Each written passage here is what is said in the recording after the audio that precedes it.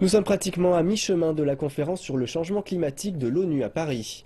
Les négociateurs s'affairent maintenant à rédiger la première mouture de l'accord qui sera débattu par les délégués la semaine prochaine.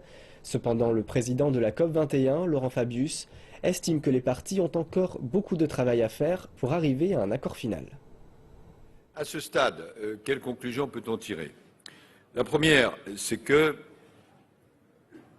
comme on dit en français, je ne sais pas quelle sera la traduction en anglais, le compte n'y est pas encore.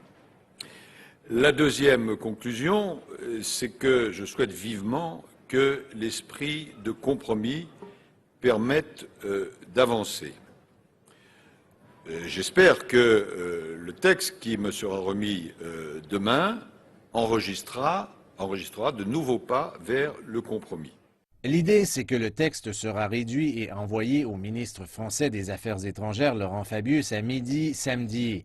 Après cela, il sera envoyé au ministre pour essayer d'atteindre un accord global la semaine prochaine. Deux projets alternatifs de texte sont sur la table.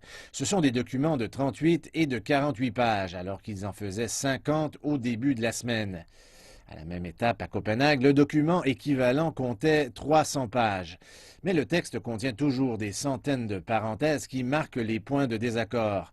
Il porte notamment sur le financement pour les pays en voie de développement au-delà de 2020 et sur la cible à fixer pour réduire ou éliminer progressivement l'utilisation de combustibles fossiles.